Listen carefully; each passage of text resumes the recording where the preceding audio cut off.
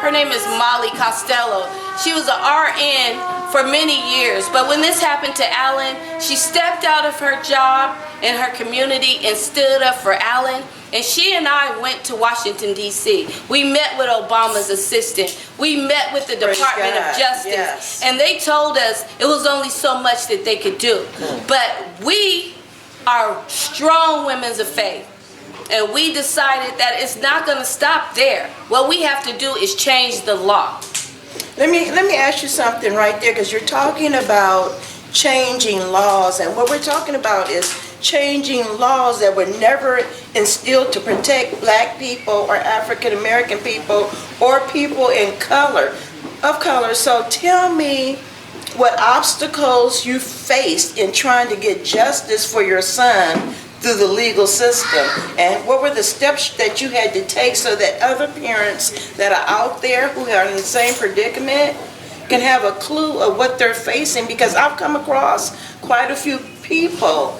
Actually, I had an employee one time of mine who was gunned down by OPD, and it was devastating to me to find out, but I can't even imagine how I would feel if it was my child. So what are the steps that you take when you go through justice, and what kind of treatment did you get, or was it your word against his word, and because he was a police officer, what was I guess what I'm trying to ask you is, what was the scales of justice like for you? Well, first of all, I have to tell you that when you lose a child, the pain is unbearable.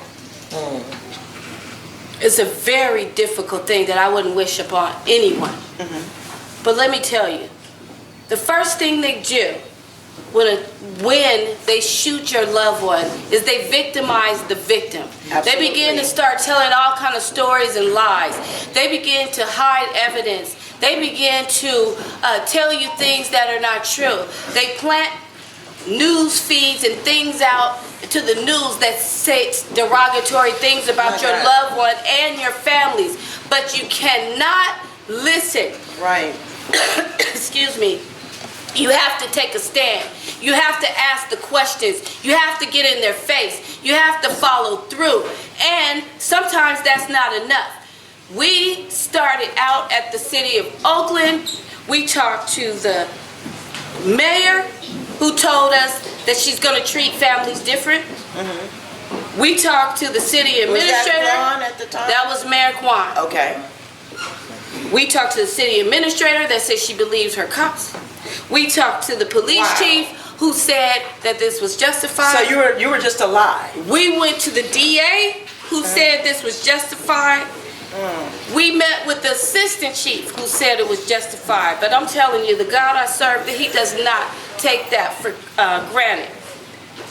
Mayor Kwan is no longer the mayor. Right. Police Chief Howard Jordan was fired. They never say that. He said he stepped down for medical reasons. Right. But yeah, it's because all the lies that he told came to fruition. We found out the truth. The assistant chief resigned after 2 days. The city administrator got fired. So all the people that had things to do with Alan's case are no longer in office. But God say he make your enemies your footstool now. And I stepped right all over them. That's right. That's why I went from the city to the White House. You have to get your own answers. You have to hire an attorney. You have to, even if you have to march, even if you have to do speak outs, even if you have to, whatever it takes, do not listen to what they say, because they will lie, they will cheat, they will do whatever they can to make themselves look good, and they will throw you under the bus and victimize the victim, as I said before. But as we know today, Alan's legacy will live on. This is a part of the legacy today. Alan was a giving young man. He worked at Skyline High School. He helped the disabled. He served them. He was best friends with everyone. That's what we want to do. We want to give to those who have the same kind of feelings that we have, that go through the same kind of things that we go through. And, you know. Okay, you know what? Okay, now we're going to wrap up and talk about your healing, because I remember earlier when I talked to you, you talked about being very angry for so long, and you talked about now releasing the anger.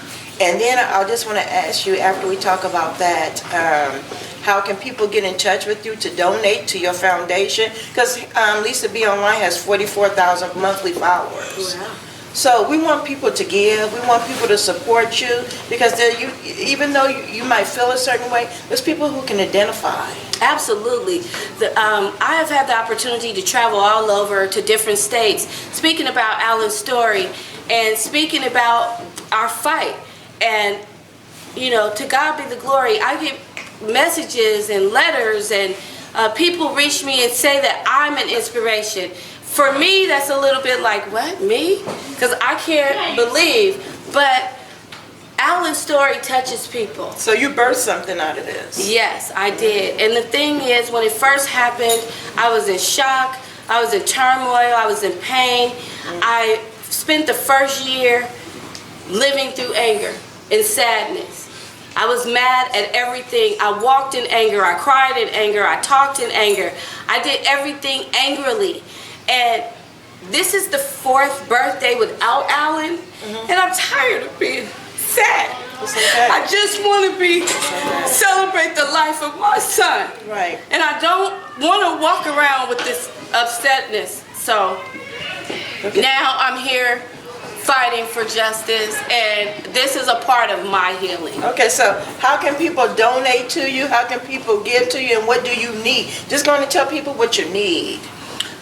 Well, you can reach me at the Brown-Blueford Center for Justice at 2434 Telegraph Avenue in the city of Oakland, California.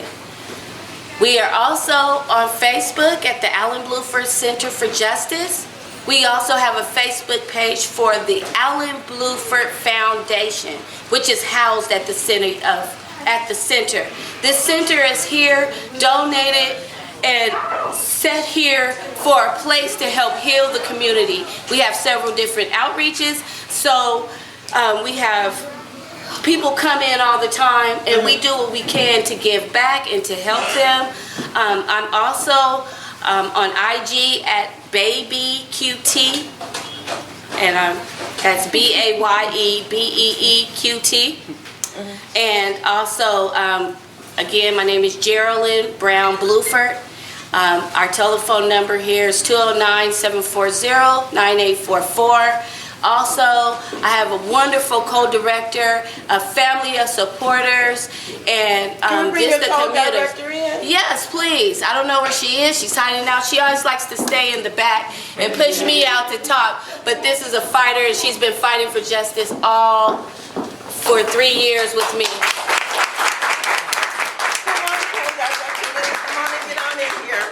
Couldn't do this without her. Tell them what you need. And the community. So we just need support for all of our outreaches, which is healthcare, counseling, inspirational speaking, fighting against police terror, which is a big thing. If you want to battle back, you got the right. They took the wrong boy, but you got the right sisters here. We'll go fight all the way with you. Okay. And we want to encourage all the mothers out there. We want to encourage all the mothers out there, or the fathers, grandmothers, aunties, uncles, friends, whoever you are. If you have lost someone to violence, please come reach out to Jeralynn. Come help unite yourself with her in this cause. God bless you. And as always, we're going to leave you with this. A soul saved beautifies a community. # me, Lisa B Online. We love you, and it's a wrap. Blessed 2016 to you. May God use you.